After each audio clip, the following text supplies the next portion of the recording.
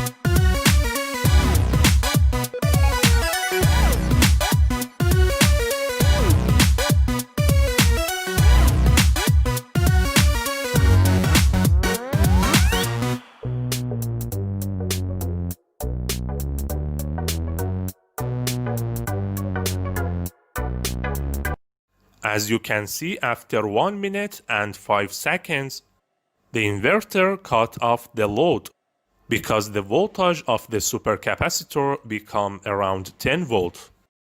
This is close enough to my calculations. Any power inverter cuts off the load when the battery voltage drops below 10.5 volt to protection the battery. Because if you discharge a 12 volt battery below 10.5 volt, you kill in the battery. But the advantage of the supercapacitor bank over the traditional battery, you can discharge it to any voltage you want without affecting the lifespan of the supercapacitor. I'm trying to do some modification on this inverter to make it working even with low input voltage. Because as I said before, you can discharge your supercapacitor bank to any voltage you want. Don't forget to discharge this high voltage capacitor.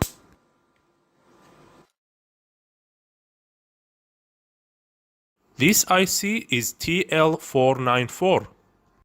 The inverter manufacturer using this op amp inside this IC to switch off the inverter when the battery voltage becomes less than 10 volt.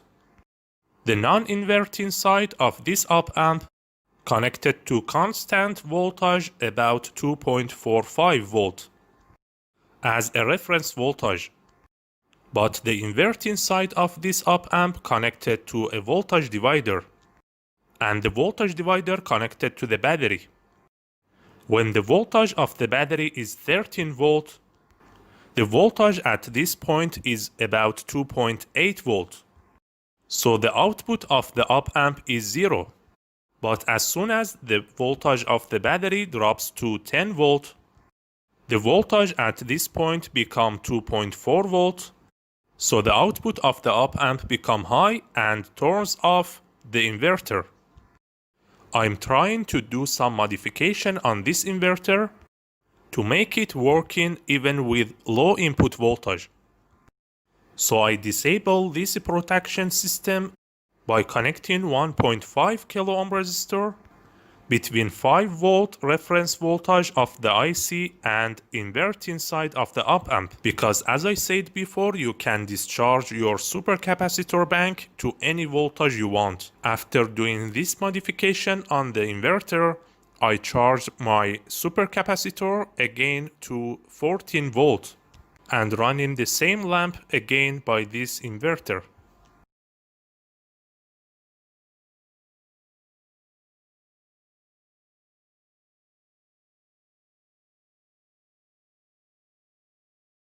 After 2 minutes and 38 seconds, the voltage of the supercapacitor bank become 5.5 volt and the inverter stopped working.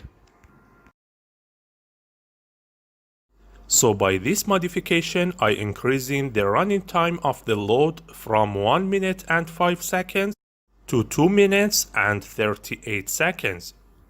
However, in this cheap Chinese inverter, the output voltage decreasing by decreasing the input voltage. Even before my modification, the output voltage of this cheap Chinese inverter was not stable.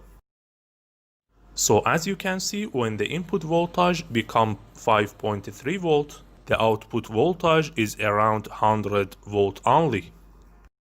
But the output voltage of this expensive inverter almost constant. This low output voltage still usable to running some electronic devices, such as this LED lamp, which working with wide input voltage from 100 volt to 240 volt. In the end of this video, I have to say that I don't recommend to replace the battery with a supercapacitor bank, because the price of supercapacitor bank is much higher than the battery. 40 amp hour battery costs around 36 bucks and can run in a 33 watt lamp for 11 hours. But my supercapacitor bank, which costs around 37 bucks, can run in the same lamp for only 2 minutes. Thanks for watching.